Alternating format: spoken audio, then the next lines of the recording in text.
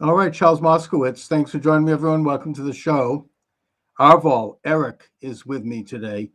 Eric, you have a very impressive YouTube channel which I was kicked off YouTube, so I admire that.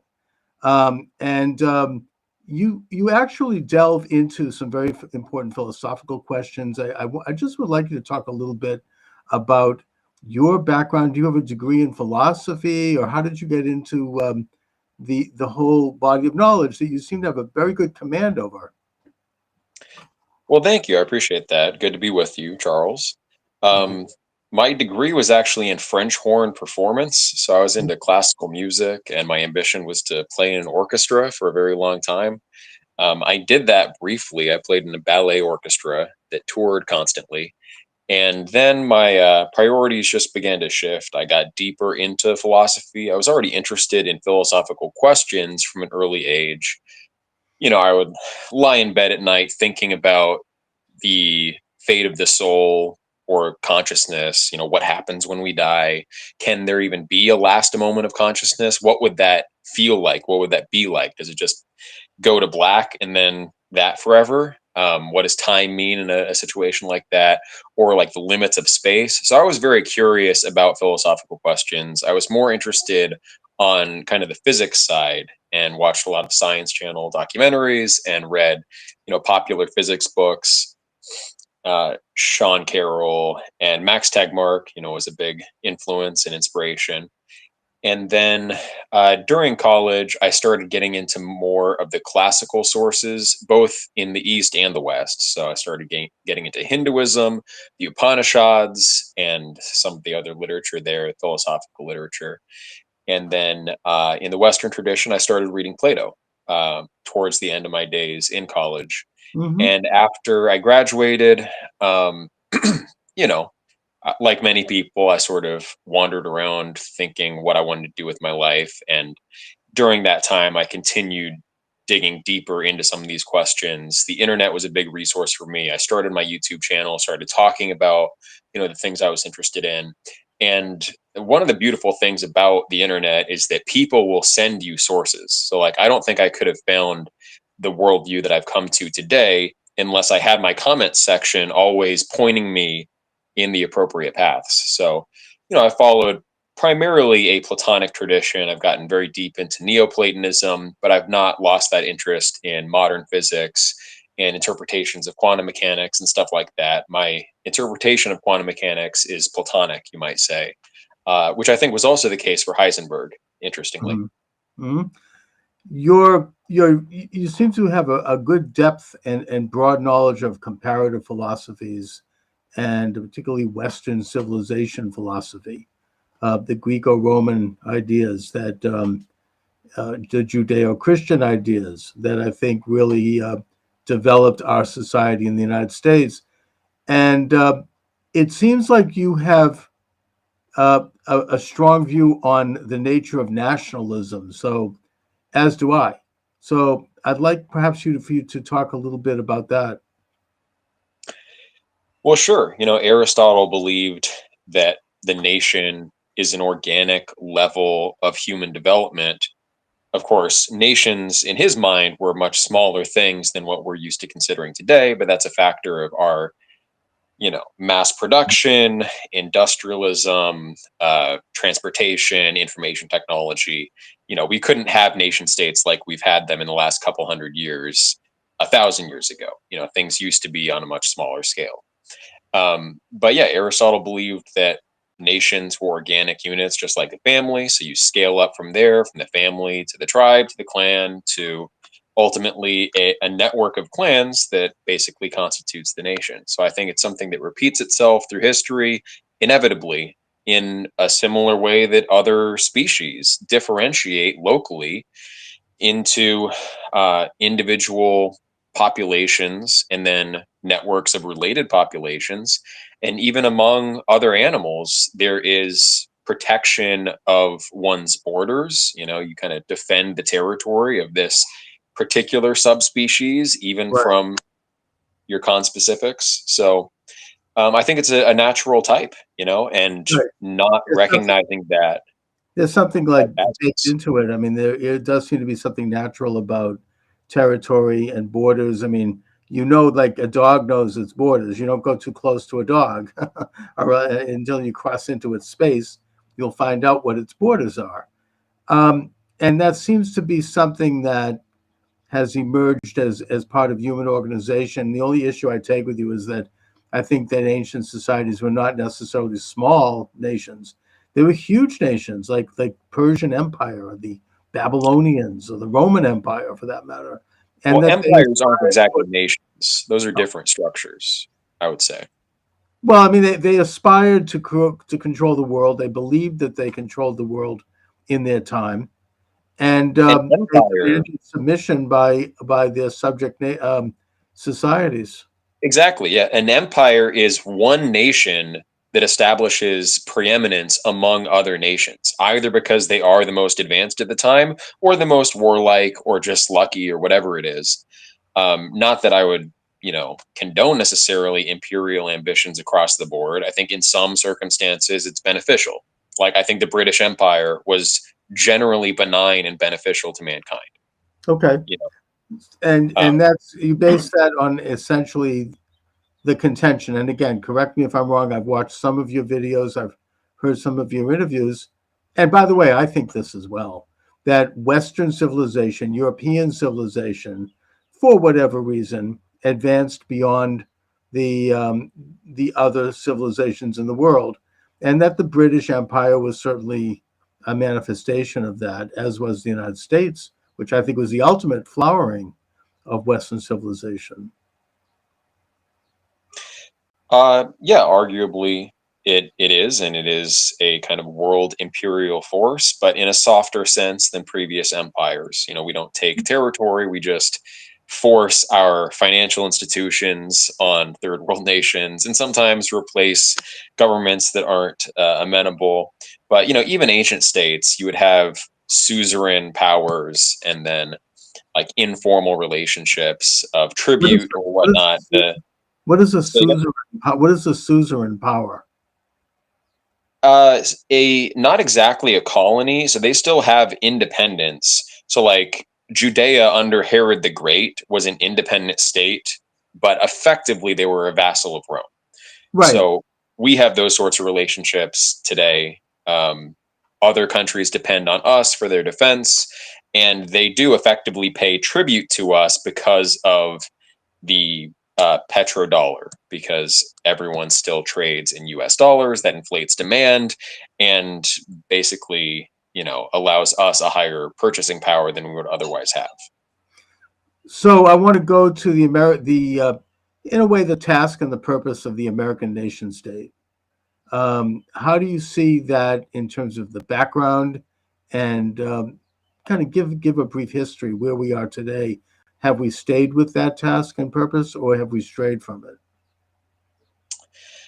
I have mixed feelings about the American nation at large.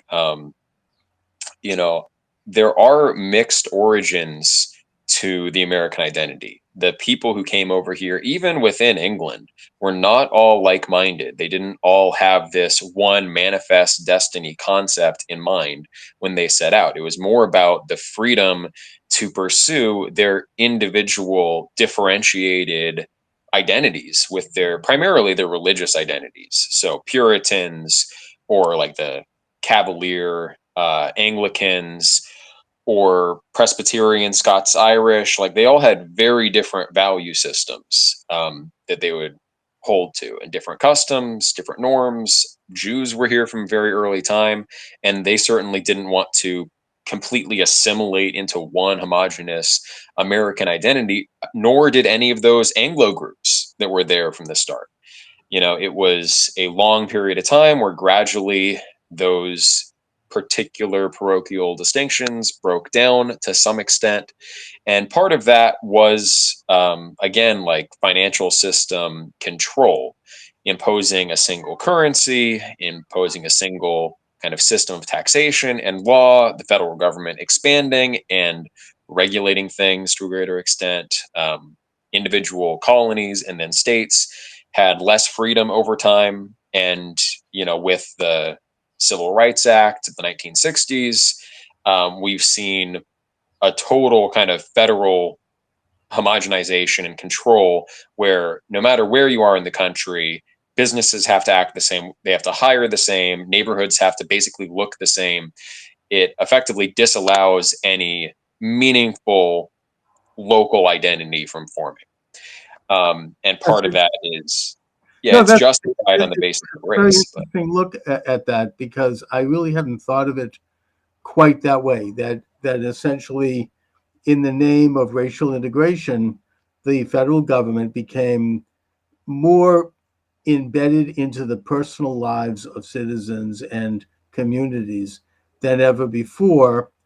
And I think that the idea of integration itself probably would have happened naturally without the government involvement, because we've always been a nation based on merit and achievement. But instead, there was this kind of overarching uh, social engineering agenda that took place. mhm. Um, do you? Well, I'll go. This is a separate subject, but I want to stick with the topic at hand. Um, I mean, do you view things from racial terms? Like, is this a white nation or anything like that? Well, yeah, there you get into the overlap between the American nation, which I believe is an organic identity, just like there was an English nation and French nation. Over time, these particular ethnicities evolved. So in the US, partly as a result of the federal government pushing us together, there has been a kind of ethnogenesis of an American nationality, and it is a white nationality, just like there is in parallel a black American nationality that is genuinely formed. You know, these people aren't Ghanaian or Nigerian. They are black Americans, just like I'm not English or Norwegian or German. I'm all three, but I'm also American, primarily white American. I wouldn't exist unless all of these European groups came together in just such a way. Now, over time, sure, other ethnogenesis events would take place on our current trajectory. You know, castizo, mixed white, Hispanic types would certainly emerge and solidify and become kind of concrete identities as time goes on. That certainly happened in Latin America. And so part of it's shaped by government control and what kinds of mixing are allowed to happen or forced to happen. But I think ethnogenesis takes a long time, and the American nation, like the white American nation that the founders basically envisioned, of course, the Naturalization Act of what was it, 1791, I believe, stipulated that you could become a citizen if you were a white person of good character. So that's what they conceived the American nation to consist of. Um, and we've just barely formed our own distinct identity. So these Mhm. new mixtures that are arising now, they have a long way to go until they reach that same organic status of like true uh, nations or nationalities. Does the language of that law actually say white America? You have to be white. From 1791, yeah. And early immigration acts also explicitly restricted immigration to people of European descent. Right, but I don't know if it said white, because I don't think that the founding generation Oh, really it did. thought Look at the language of the law. it. Okay, no, Mhm. I'm not disputing. I just hadn't seen that. I'd have to look into it, because my understanding is that the term white was really something that only applied to Anglo-Saxons and maybe Scotch Irish. Like, the Irish were not thought of as white. I mean, certainly the Germans were not thought of as white. They were thought of as like some exotic race. The Swedes. I mean, I think that there was just a general sense that English people were the only white people. Um, and I I don't think know that if that's historically so true. I mean, Germans were here from the founding as well, in I especially in suppose Pennsylvania. in Pennsylvania, I Yeah, guess. But, primarily. but they were, so then it was really a European thing that they were specifically stating. Um, Right. Yeah. The idea of the white race versus the yellow race went back to anthropology of the, 16, 1700s. I forget when the term was coined, but absolutely, like, white meant the European race. See, I thought of it more that racial distinctions were sort of started by the Spanish and the Portuguese when they began the slave trade, and they needed to find a moral justification for enslaving Africans. So they developed all these gradations of race that it was okay to enslave people who were darker, even though back then slavery was in all races. But in order to do that specific type of trading, they developed this concept of race, and that the modern concept of race really did was sort of almost a progressive thing in the late 19th century. People like Wilhelm Marr, who coined the word Semitism and anti-Semitism, and began to grade all of the different races. You mentioned anthropology. I mean, that was like Boas and some of the early anthropologists were very into this idea, and that they were viewed as progressive at the time. That somehow, it goes back to Darwin and his claim that certain races, in fact, the name of his second book was The Favored Races, that were less evolved than other races. It was kind of part of this mid to late 19th century progressive movement that began that. It wasn't really something organic to the United States. I think the concept of race goes much deeper than that. Again, I don't know exactly when the term was coined, but I want to say it goes back to the 17th century at least. But it's just a general anthropological category. Of course, Right. Darwin used the term, but Darwin didn't invent the term. The idea that there were different races. Well, he And it, scientized it. Darwin turned it into like a I would say a pseudoscience, in that he viewed evolution as on different rungs, with certain groups more evolved or less evolved than others. I mean, Darwin even wrote about the Scottish people as being less evolved than the English and the Irish. I mean that that everyone was at different levels due to breeding of the racial pecking order, all the way from the what he viewed as the lowest race, which was Australian Aborigines, who he said were one step away from the ape, right up to the highest, most evolved race. And the reason Karl Marx admired Darwin so much was because he transported this scientized racism into his political theory, that mankind would evolve on through, like, feudalism, and then capitalism, and then socialism, and then ultimately reach the final glorious stage of communism, where everybody would become de facto equal. Yeah, so I mean, I believe that there are continental population clusters that are discernible through genetic testing. It's very predictable that whatever someone's self-identified race is, we can determine that and assess that based on their DNA, regardless of whether we meet them face to face or not.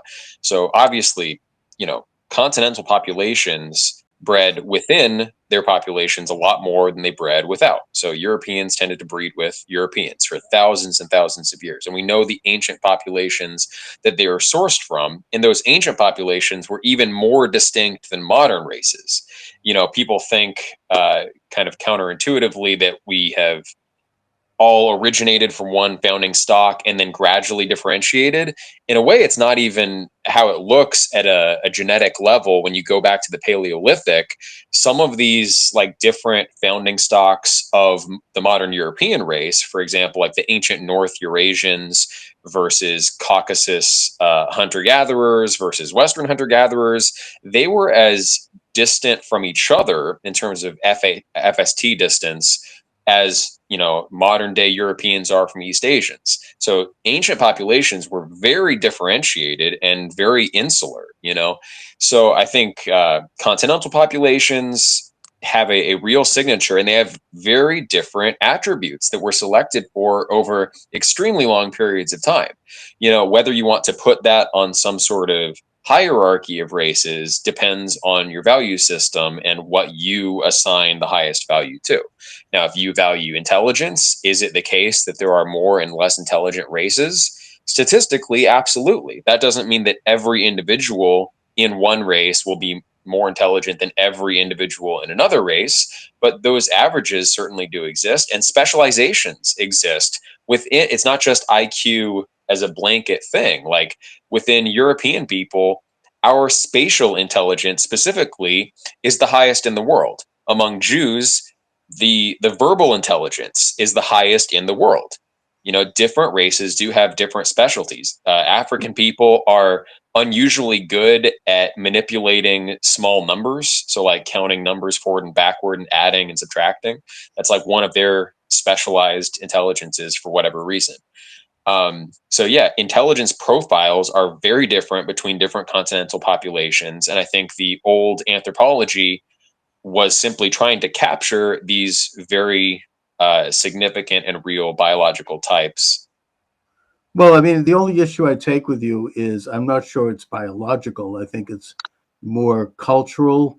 The Darwin partner, Alfred Wallace, they ended up, having a falling out because Wallace took, I don't know how he obtained him, but he got this man, this Jivaro tribesman from Indonesia, to Great Britain as a child. And he was brought up in a proper British family.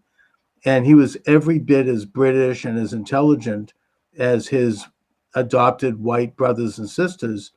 And Wallace pointed out that this had more to do with his environment, his upbringing, his values, his character than his race, and that there was really no differentiation at all.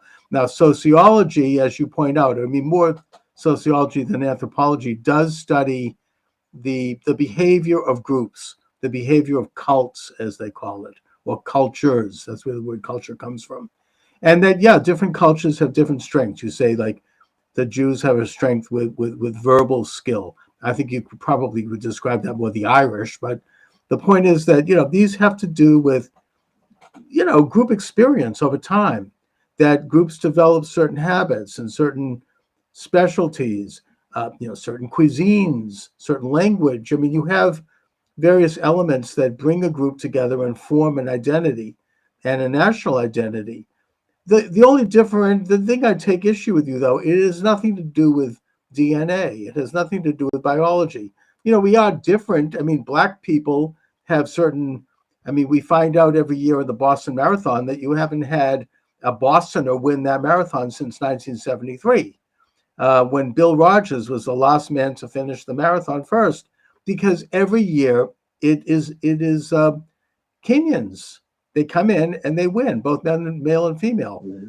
And the reason they win is because there is a certain physical ability that probably has been inbred over many thousands of years, and it has to do with their environment. They're in a higher culture geographically, and they have more of a lung capacity than your average white Boston guy. Of course.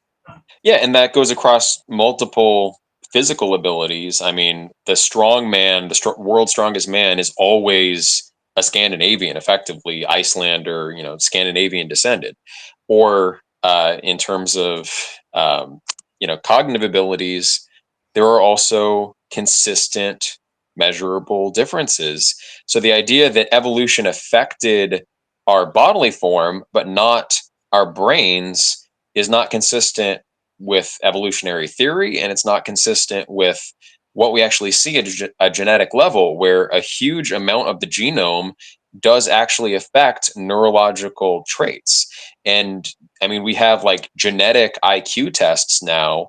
They're not perfect, but we can predict with a reasonable degree of accuracy what a person's IQ is likely to be just based on their genome. And I mean, how do you get the form and structure and operation of your brain? It's not just DNA. I believe there are other factors in biology that are important. Right. Bioelectric factors, maybe things that forms of inheritance that right aren't part into the DNA. It's very popular at MIT to talk about epigenetics, which is that's still genetic, but and I'm not sure I buy it. But the point is, the theory, the hypothesis is that the person is formed by their grandparents, their great grandparents, and what they experience. And if you had trauma, if they had something bad happen, that has an impact on who you are, and it literally becomes.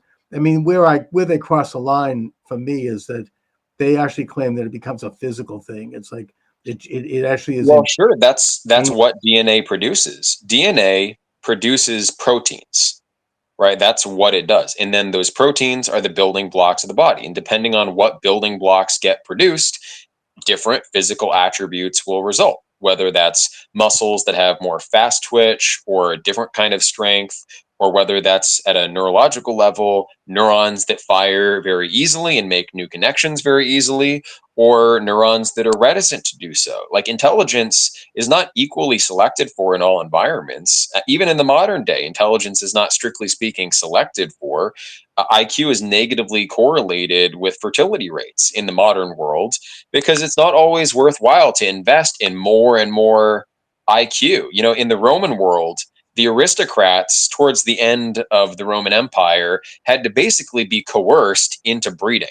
There was a tax. You know, if you were an aristocratic, Roman man and you didn't have a wife and child, you would have to pay a much higher tax rate, and that was to incentivize birth rates. And I think it's probably because when you have very intelligent people, they question, why even bother? What's the meaning of all this? An animal is not capable of questioning that. A low IQ person generally won't have these deep reflections on whether or not, to be or not to be. That occurs to a Shakespeare. It doesn't occur to someone who's just average or below average intelligence.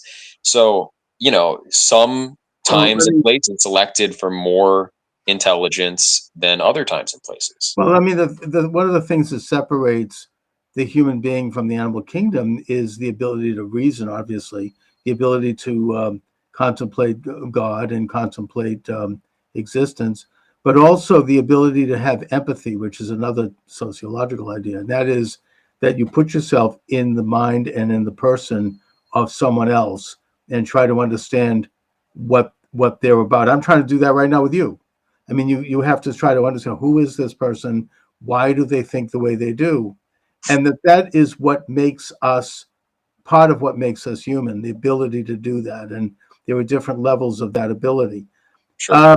The whole Darwinian approach, though, is that mankind is evolving into a superior species, and that the weaker species are going to be left as roadkill. I mean, they'll be pushed aside until ultimately you're going to have outpops this new, fantastic new species. I mean, the Nazis talked about this when they talked about the Übermensch. Kurzweil talks about this at Harvard, where he talks about a man as becoming part biological, part computer, and that he'll have, the computer will tell all what's going on in terms of physically. So you'll live to 200 years old and you'll have, you'll be perfect, you'll be perfected. Mm-hmm. I think that all of this is missing a couple of very basic facts. Firstly, that there is a creator of the universe, what we call God, who created all men and women equally. It also misses the fact that while we may all have different heightened abilities, both individually and as groups, that those things are primarily, it's more complicated than just someone's DNA. I mean, I know people, it has to do with developing character. It has to do with energy, ambition, will, circumstance, luck. I mean, we are all privileged because we were born in the United States. If you and I were born in, I don't know, Afghanistan or Somalia or, or communist China, we would have a very different experience and it would have affected us very differently. So there's an issue of fortune and specificity of birth that has to do with where you are. So I just think that I'm concerned that we don't want to boil it down to just someone's DNA.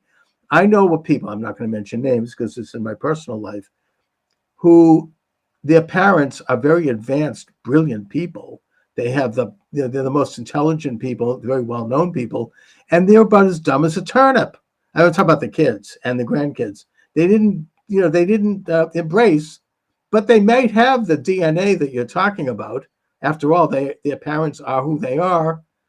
and Hmm. vice versa. I know of cases where someone came from very humble backgrounds Hmm. and they were not achieving, and they ended up becoming supernova. They became extremely Right. fantastic in terms of developing a particular skill. So I just think that all of these factors tend to look at, yeah, maybe there's some DNA advantages for the individual or even for a group, Sure. but those things are really can be transcended by so many more important things. I think IQ is not that plastic, and someone born with a genetic IQ of around 80 will only be able to accomplish certain tasks. They can be a moral, productive member of society, but they will not be a great scientist. There are certain things they Oh, simply sure. won't I be mean, able to look, do. I wanted to be like Carl Yastrzemski when I was a kid because I admired him on the Boston Red Sox, but that's not going to happen. Yeah. I'm not going to have So that kind of skill. I we're a mean, combination of our heredity and our environment. You shouldn't be a biological reductionist who says it's all about DNA, but you also shouldn't be a pure environmentalist who says it's all about habituation and conditioning, because it's clearly not. The number one predictor statistically of life outcomes, as far as uh, primarily income and job accomplishment, career accomplishment, is IQ. That predicts better for what your income will be and what kind of jobs you're likely to get that's than actually, education level. that's actually, I don't think true. For example, um, the guy in my neighborhood growing up in Quincy, the richest man in the area, was a plumber. I mean, and he didn't go to college, but he understood how to create a business. He probably had a And high IQ. maybe, And maybe so not. well, I if mean, he understood how to solve problems, IQ is problem solving ability. yeah, but I think that it's something that people from all various IQs, if they focus their mind on a particular task and they're driven to do it. I mean, you have situations with someone who's mentally retarded who can play play Mozart. They can do orchestral. You've seen this. I mean, Hmm. this kid who had all kinds of disabilities, learning disabilities, a virtuoso on a violin. So I'm just saying that, it depends on how you take whatever it is you have, and it may not be much, and develop it into something because you have a vision, because you actualize yourself. And this gets into another question I have for you here. Do you believe in God? I do. Okay. So then if you believe in God, I do believe in the Bible, the Torah at all, or not? I believe that much of the Old Testament was inspired by God, but I also believe that much of the Vedas, for example, were inspired by God. Okay, no, that's fair. And I think that there's some truth to probably all of it because there are certain universal themes. One of the universal themes in the Torah was that God created men and women in his image. And it says women, by the way, not just men. Um, and that is something that was embraced by our founding fathers, by Thomas Jefferson, when he said, all men are created equal. That this idea that we all have basic inherent rights, this idea of natural law, which comes from Locke, that we all have derive our rights from the sovereign, the great sovereign, and not from the state. That we have, we set up governments to basically protect those rights, but that those rights are natural to every human being.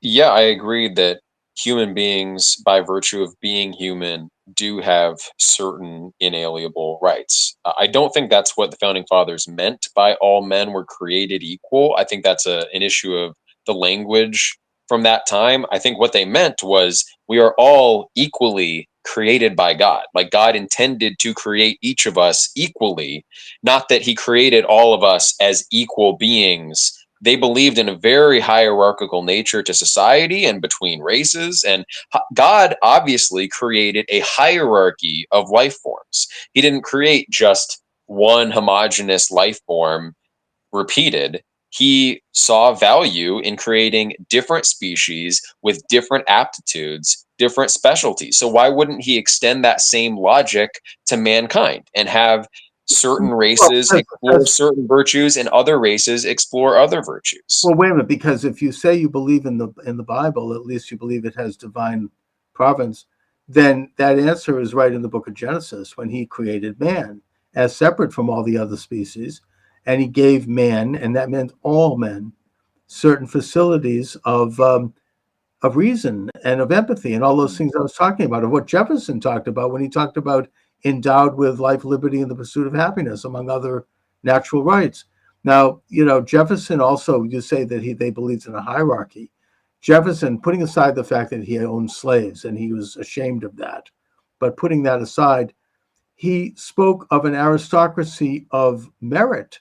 He spoke of a natural aristocracy based on achievement, not the old British model and the old European model, which was based on heredity, which was based on privilege. In other words, that in this country, we didn't get an aristocracy that gained us or gave us rights and based on whim. We earned our rights. It was a natural aristocracy of, of achievement. And that's what made the United States different. That's what makes us the exceptional nation, that anyone can achieve in this country, regardless of heredity or regardless of title, that we can achieve based on who we are and what we do, what we Right. contribute. But part of who we are is our heredity. We've Sure, inherited many characteristics but and it's, we but do it's what we can with them. look, But like to I agree totally, with like you. I've said before, it takes both what you're given by birth and then what you do with what you're given. Also, it takes, what you receive from your parents, the education you get. Some Sure. of that is happenstance. It's not up to you. So it's kind of three things, really. It's heredity, environment, and then what you, with your free will, choose to do. And we don't have much control over those other two factors. So yeah, as far as like a personal philosophy, always strive to realize your vision, but also recognize that it's constrained. The whole world is not open to you. A certain set of possibilities is open to you by dint of birth and by dint of the circumstance of your birth, who your parents were, what schools you went to. It's not, the world is not wide open, it's constrained. And I think giving people the impression that it's wide open and you can do anything is setting them up for failure and disappointment. Well, I mean, it's open to whatever you can achieve within your own personal constraints Yeah, and the it's boundary. constraints of your community. But I would argue that the question of heredity is way down the list of things that are going to restrain you. That I think that it's really, there are all sorts of factors. I mean, you sound like a leftist when you talk about this, in that, like they say that, if you're born black or if you're born Hispanic or if you're born whatever into a category, then you're going to automatically embrace negative things. And that's not true, because you have black people who have reached the pinnacle of influence and intelligence and power in this country, especially because and they came from very difficult backgrounds, and yet they were able to envision something. They had a mission, they had a task. That's what the American system is about.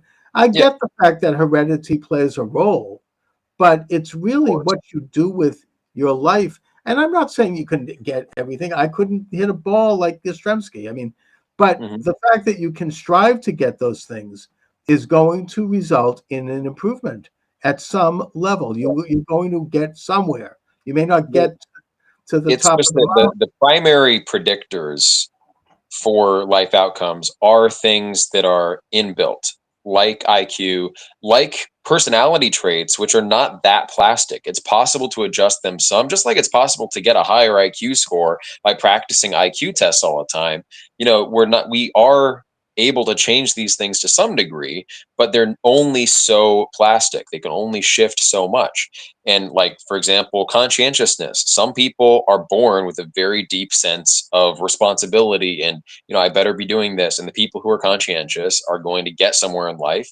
And the people who aren't born with that attribute, you can only train so much of it into a person. You can to some extent, and they can, with their free will, improve somewhat. But a lot of like, I believe in reincarnation, to be frank. So like, I'm not just I am a Christian. I believe this stuff is inspired, but I believe that God gives us the opportunity to train these abilities over multiple lifetimes. So whatever you're born with in one lifetime, like, it's not happenstance. It's not just a random, like, you're creating a character in a video game and you get these stats just by a roll of the dice. Like, no, you've built up and you've specialized in virtues that you've put effort into. Well, That's my personal, you've studied hard and you've focused on it. So, do you consider but yourself? across multiple lifetimes, not just in one Well, life. that's another subject. I mean, I just don't. I'm not sure I'm there with you on that. I'm not saying no, but I don't know. Um, do you consider yourself to be a white nationalist? I mean, it's a tricky term. In the US, the connotation is that a white nationalist is someone who wants the federal government to explicitly serve white people to the exclusion of others, a white nationalist regime. I don't think that's possible, A, so it's sort of a moot point. And I don't think it's probably the most moral system either. I believe that white people should have the right to associate with each other and have our own communities and have our own businesses unmolested, right? Which right now, that's the battle we're actually facing. It's not like, should white people control the country? It's like, should white people be allowed to have a car dealership where they're not forced to hire non-whites? Like, can we actually have our own businesses and communities? I believe in that right. I think that's an inalienable right to choose who you work with and who you live with and who you consider part of your kin and part of your true community. So that's far more important to me than controlling some arbitrary piece of land as one homogenous territory for white people. I mean, that's like, obviously my ancestors moved from all different parts of the world. I mean, Europe, yeah, but like all over the world over many thousands of years, preserving that sense of community and preserving their organic nation, not really taking a stake in this piece of geographic territory should belong to my people. It's about your people. It's not about the geographic territory. So I do think that, we come from, as white Americans, this land. We are indigenous to this land. Like, yeah, my ancestors came from Europe, but I wouldn't exist unless my ancestors came together here. And so that, I think, it has a special place. It has a sacred quality for my nation. So it's not totally divorced.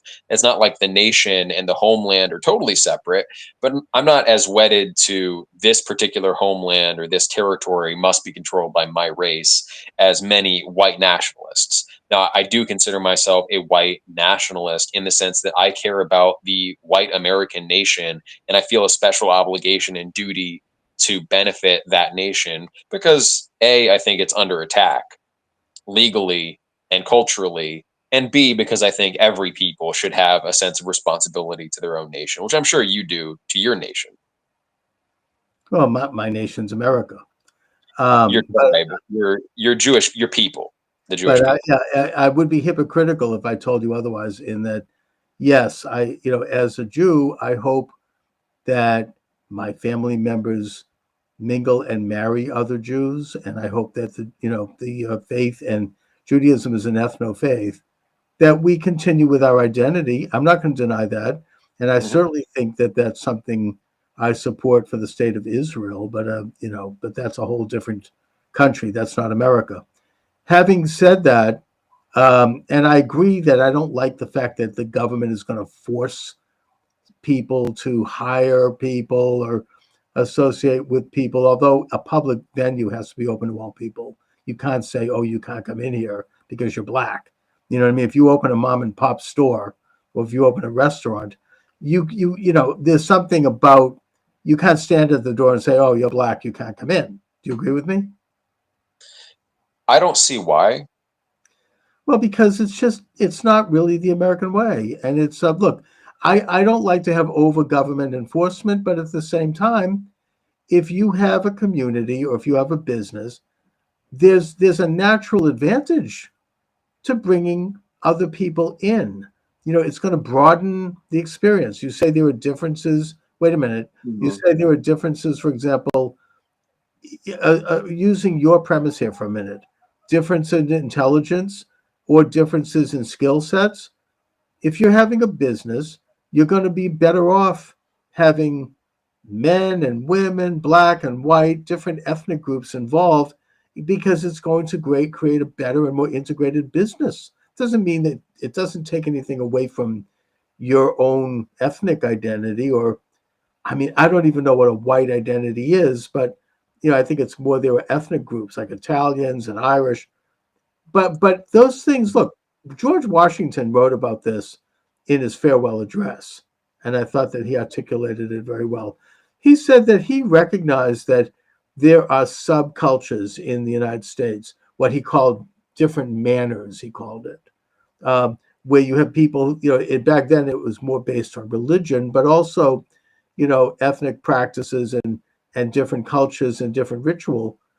But that his hope in that speech, the primary message there, was that he hoped that there was going to be a stitching together so that we would have a national cohesion ultimately, that we wouldn't become fractured into all of these different mini states and mini societies that don't really communicate with each other. That's why it's a good idea to have a one national language so we can all understand each other. That doesn't mean that my great grandparents can't talk Yiddish, but they strove to learn English so they could know their neighbors, and you can have an interaction and an integration that's natural while at the same time maintaining your identity. Yeah. It seems to me that Well, I that's think that right. there has to be historical continuity. I think there's magical thinking in the modern day, thinking that we can just push every type of person from all corners of the globe together without conflict. George Washington said that in the context of a white nation.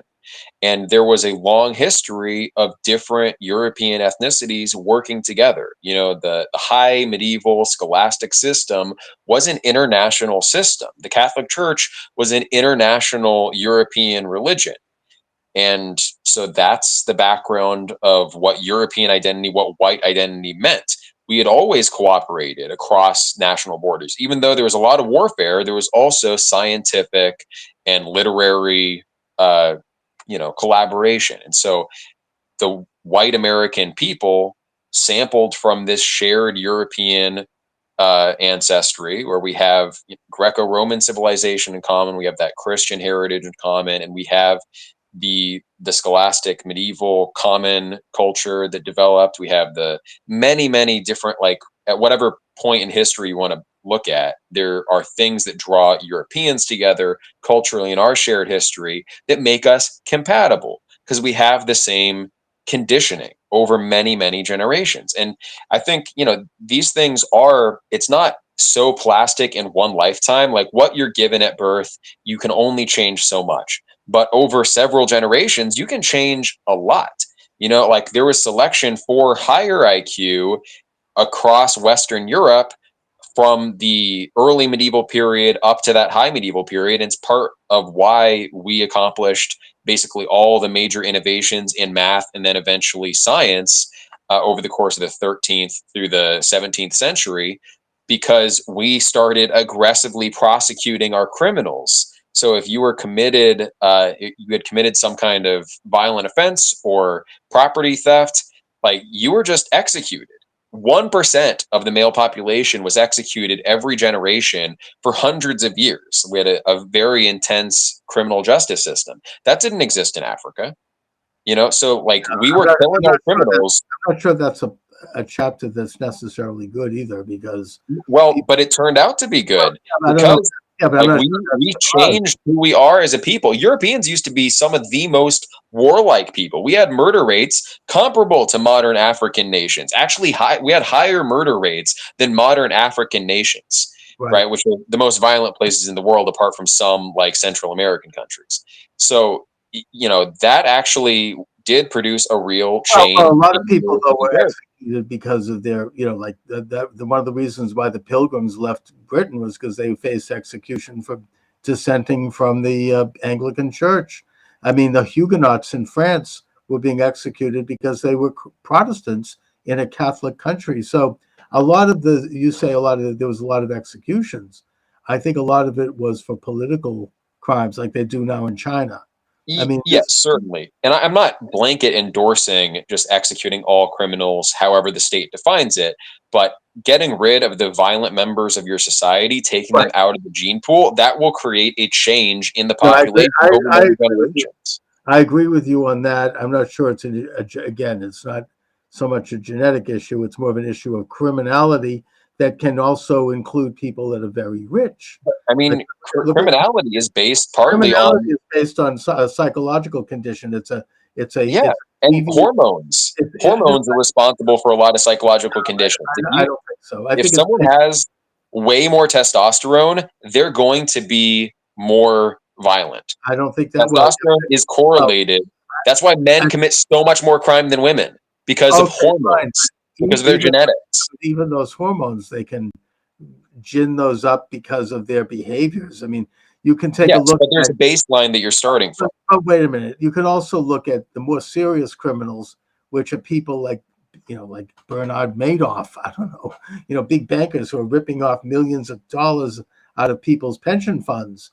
Or that kind of crime is much more of a problem, and they're not necessarily violent. I'm saying that criminality, and this gets into a topic of criminology, which is interesting. Mhm. It has more to do with a part of a natural part of our character, and everyone has it, whether they admit it or not, that seeks to take advantage of a situation to get something that they didn't earn. This Yeah, it's more of a moral question. It's not so much that's not something one gets genetically. I mean, that's something that no, it has absolutely is character. partly genetic and partly environmental. I don't think so. No, Anyway, I mean, okay. some groups are more altruistic and high trust. Some groups are less altruistic and more Their individualistic. religion, like the Calvinists, were more altruistic because they were taught that there's an afterlife and that they were going to have to pay a consequence in this world. It had nothing to do with genetics. But let me just ask you this, because I think that going back to the founding of the Republic and what our society was about, Hmm. I would partially agree with you, I think, here, in that it's not so much that people thought of themselves as being white. I don't think that was something that was on the radar. It was kind of a given. We were white supremacists, but it wasn't because, it's just the idea of having native Indians from the subcontinent or Chinese or Africans other than slaves. It just wasn't part of the thinking at that time. I mean, those people didn't have the ability to come here, and there wasn't even an anticipation of it. But what we were about was Christian, and particularly Protestant, and even within that subset, Puritan, from my own beloved state of Massachusetts. I think that the Puritan ideals have set the foundation for the American mind and the American ethos. And I think that, for example, Jews and Catholics, we've maintained our identity, but we're Protestantized. We're Americanized. We're not the same. A Jew in this country is not the same as a Jew in, whether not Israel, but Europe, or a Catholic is not the same as a Catholic might be in Spain or in Latin America, because the American ethos is Protestant and it is Puritan. That is more of a cultural thing. It's not a genetic thing. It's that we embrace these ideas because they worked well, because they made sense to us. We imbibed them. We didn't do so because our DNA told us to do it. I'm just saying it's more of a cultural phenomena. It might be, but I think there is a strong correlation between Northern European genetics and Protestantism and Southern European genetics and Catholicism. There's some overlap. Germans can be Catholic. I have German Catholics in my family, and I practiced Catholicism for a long time. But even within Germany, like in the South, you would find the Catholic Germans, and then in the North, you would find the Protestant Germans. Right. So there are genetic components. To that, even that religious division. But all of this, like the fact that there are religious differences, the fact that there are unique cultural influences that do affect outcomes, doesn't negate the reality of those hereditary genetic components.